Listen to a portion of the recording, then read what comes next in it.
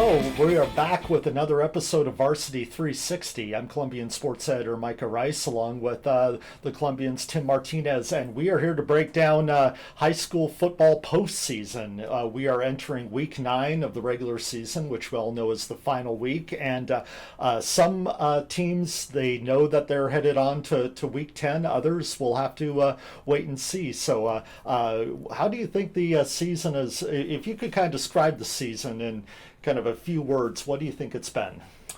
I think there's been some surprises here and there, but I think it's and I think in every league, it's coming down to the last week, and so this is kind of what you want. You want to have week 9 pivotal games. Some years there are things already settled. Maybe an odd spot here or there, but there are some big games this week with a lot at stake, and which could potentially set us up for 2 potential tiebreakers even. So that's it's a fun way to go into week 9.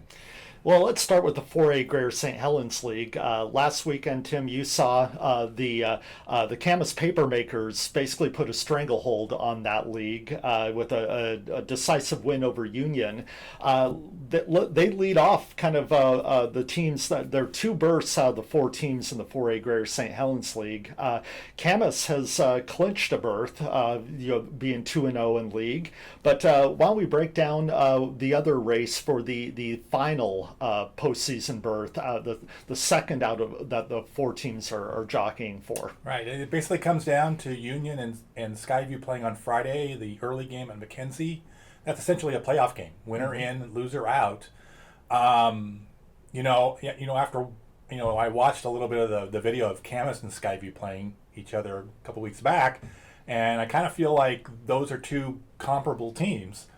Similar teams in some ways. I think in some ways Skyview is maybe just a little bit younger than Camas, or a little bit less experienced, but otherwise they bring the same abilities to the table, which is not a good sign for Union, right? Because they had a rough time with Camas last week, and certainly a very bad start, and then didn't get much better from there. So, but it is one last chance for Union to kind of get something out of this season, and if they win, they move on and go to the week 10 playoff. Otherwise, if Skyview wins, Skyview gets it. Last year, Skyview got a home game in that week 10. Mm-hmm. It's possible we could see that again this year, but those will all be sorted out by a committee on Sunday. Yeah, and that was going to be my next point. When you involve a seeding committee, it's not just about winning. It's about how you win as well. Will there be a little bit of pressure on Skyview, not just to win the game, but also possibly to put on a show? It's possible. That's one of the drawbacks of the seating committee, is you kind of have to put on a good face, and so that might be, a factor. The 4A statewide, I think, is just wide open. We don't have like dominant teams like we had last year. We had Graham Kapowson, we had Lake Stevens. I'm not sure that we have those same dynamics, and it's very, very wide open. So it's there are 22 teams in the Week 10 state preliminary round in the 4A. It's all the West Side teams. 11 of those teams will get to host. So, is Skyview among the best 11? Should Skyview win? It's possible. So we'll have to just kind of see how that shakes out. But first they got to take care of business. First they got to take care of the business right, and they can't overlook Union. Union has, some weapons on offense. I think their struggle has been defensively. Mm-hmm. They've kind of given up a lot of points in some of their tougher games. But if you allow them to stick around, they could hurt you. So. Well, we'll find out a lot in that 4:30 p.m. game on Friday at Mackenzie Stadium. And if you're a football fan and you want to stick around for a second game that has postseason implications, you don't have to move from your seat, because the nightcap at Mackenzie Stadium, Evergreen will be hosting Kelso, and that is a game that's going to go a long way in determining what teams move on from the 3A Greater St. Helens League. We already know that Kelso is in 5-2, 3-0 in league. The Highlanders putting up some really impressive showings in league play, but Evergreen has everything to play for in this game, don't they? Yeah, and I think what has happened is what we thought was going to happen is every time Mountain View, Prairie, Evergreen, and Kelso have played, they've been competitive games, good games, all the way through. And so For Evergreen, this is a chance to move on to the playoffs. Beat Kelso, you move on to the playoffs, and the two spots are decided, Kelso and Evergreen. If Kelso wins, and then Prairie beats Heritage, which is, winless, and so we kind of expect that will happen, it'll trigger a 3-team tiebreaker between Evergreen, Prairie, and Mountain View, which we would expect to be played on Monday, with one team advancing on to the postseason. So that would be kind of a wild scenario. I'm sure the weather might play a factor into Friday. Last week against Prairie, it impacted how Evergreen wanted to do things on offense. It played a role in that, and it certainly will play a role if it's rainy and cold and windy on Friday. Kelso likes to run the ball. They like to play defense. They like to grind it out. That suits very well in inclement weather. So if the weather is not very good, Evergreen's going to have a challenge on their hand on Friday night. It feels like at least every other year, if not more often than that, we end up in a tiebreaker in the 3A GSHL. This is not a new occurrence if it does end up going to a tiebreaker, is it? No, yeah, it's usually we'll have somewhere a tiebreaker someplace. I think it's been a couple of years. Can't remember if we had one last year or not. I don't think we did. No, I don't think we had one last year. And then of course there was the COVID year, but you have to go back a few years for a tiebreaker. But it's a fun thing. It's one of these things that could be over very quickly, or it could kind of drag on, especially with a 3-team situation. So it's fun. It's high intensity, and it would be fun to see if it happens. So we'll just have to see. You talk about the 4A statewide being wide open and there not being that clear-cut favorite. It doesn't seem to be necessarily that case in the 3A. There are some real juggernauts when you think of Yelm, you think of O'Day, Eastside Catholic, Bellevue even. If you kind of limp into the playoffs, and there's a couple of teams that if they might, Mountain View brings a 4-4 record into their final regular season game, which is a non-league contest. Prairie 5-3. It could be. You'll want to, if you get in, you'll want to try to do it with some style, because otherwise the seating committee might have a tough draw for you. Well, yeah, I think it's very. There are. Every week I've got to vote for 10 teams in the 3A, and there's a couple teams I feel like I have to leave out of that poll. You already mentioned Yelm, you mentioned Eastside Catholic, O'Day, Bellevue. Ferndale got a nice win over Stanwood. I saw Stanwood just run right over Union, and so Stanwood's good. Ferndale's good. Lincoln beat Camas in week 3. They're pretty good. And then you've got the East Side teams that we haven't seen a lot of. So I think there's just a lot of good teams in the 3A. So it'll probably end up being a tough matchup for whoever comes out of the 3A Greater St. Helens come week 10. So yeah, it's all about matchups sometimes in state. In the playoffs. So things get a little bit more clear-cut when it comes to matchups when you go to the 2A level, being that you have the crossover games with the Evergreen Conference, where the number 1 team from the EVCO plays the 4 team, and the Greater St. Helens League 2 versus 3, 3 versus 2, vice versa. But we know a little bit about how the 2A is going to shape up. The one thing that is certain is Washougal has clinched the number 1 seed. Yeah, they can clinch the league title outright if they beat Hawkinson this Friday. But we know that Washougal, by virtue of tiebreakers, is in as the number 1 seed and will play the EVCO number 4 in week 10. But then you go below that, and there's a little bit that still needs to have itself sorted out. Mark Morris right now sits in the number 2 seed. Actually, they have clinched the number 2 seed and will host a week 10 game. But Ridgefield right now in the 3 seed. The Spudders need to beat Woodland to hold on to that 3 seed. Right, because if they lose to Woodland, they would tie Woodland, and then the tiebreaker is the head-to-head. Yes. So Ridgefield needs to beat Woodland to be the 3 seed. The 3 seed would go on the road in week 10. And it's looking like it's going to be at Tumwater. Yes. The WF West beat Tumwater up in the EVCO this year. So that's a road game at Tumwater. And then the number 4 likely going to be playing at WF West. I know the Spudders would have liked to have another shot at WF West. Haven't played them in week 1. But if they win, it's probably going to be Tumwater. So that's a tall order. Yeah, that's always been kind of a little, I wouldn't call it a joke, but sort of an aside that we make every year. It's like, oh, congratulations, you clinched, you won a big game on week 9 and got the number 4 seed and continued your season, and your prize for that is to get to go up and play Tumwater. Well, now it's to go up and play WF West, which is a darn good football team. It is far from settled as to who that number 4 team out of the Greater St. Helens League will be. It could be Woodland. It could be, as you mentioned, Ridgefield, but then Hudson's Bay and Hawkinson still have an outside chance. So if Woodland loses to Ridgefield, it kind of sets up a whole bunch of different possibilities. The easiest way is if Woodland loses to Ridgefield and then Columbia River beats Bay, then Woodland is number 4 by tiebreakers. All of Woodland's league losses would have been to teams above them in the standings, Washougal, Mark Morris, Ridgefield, and then Bay, which would be out. They would have beaten River, they would have beaten Hawkinson, so they had the head-to-head tiebreaker advantage in those cases.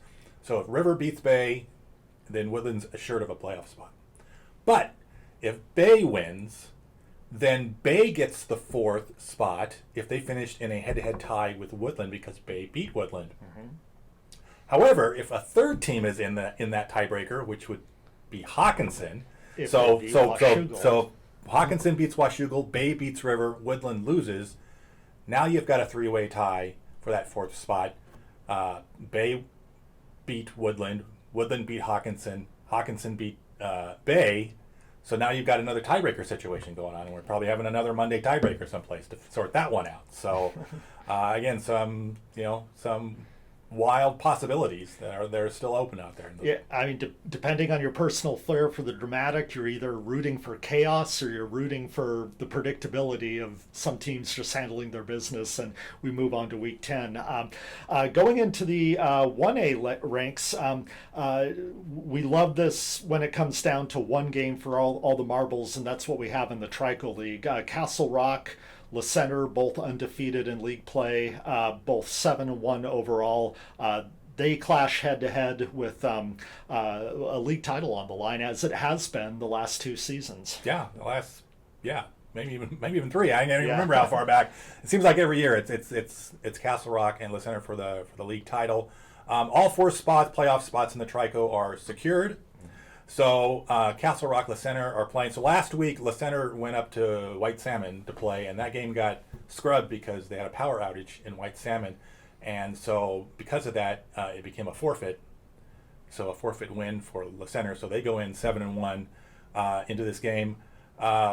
Winners League champion, winners number 1 seed, losers the number 2 seed. Both teams will be home in week 10. However, you kind of don't want to be that 2 because the teams up north in the EVCO 1A, I think Tenino just knocked off Monty last week. So you're going to have either Tenino, Montesano, or even possibly Eatonville, depending on how that all shakes out, being the 3 up there. And so that they would come up and play the 2. So Castle Rock has already played Montesano this year, and it didn't go very well for the Rockets. So you kind of want to avoid that 2 spot if you can, because the 1A EVCO is pretty stacked. I think, having seen Le Center, they're a team that I think probably most observers would say they're probably favored against Castle Rock. Do you think they're a team that could, as a number 1 seed, if they can take care of business on Friday, could possibly make a run in the 1A state playoffs? Yeah, possibly. Again, it all comes down to matchups and whatnot, but they've got the size and they've got the skill set, and the skill players to kind of match up with well with a lot of teams and to win under a lot of different conditions. So if they can win that, be 8-1, they'll get the number 1 seed. And I can't remember who the 4 is from up north. It's I'm not even sure. Yeah, I don't think it's Elma. I think it might be Elma. And so that's a game that the Wildcats should be able to handle. And then once they get in, they'd be 9-1 going into the state seeding committee, and they could be positioned well. Again, also 1A also has a lot of good teams going on. Nooksack Valley and Linden Christian and the powers from the east, from Royal and all the three teams from the up north, FCO. There's a lot of teams, so it all comes down to sort of positioning and matchups. But yeah, they could make some noise. When we called Trico League coaches before the season, when we were kind of working on our league previews, one of the things that both the coaches from Seton Catholic and Kingsway Christian touched on was, we got a rivalry game back. Kingsway, after putting the program on pause and doing a complete program reboot, back in the Trico this year.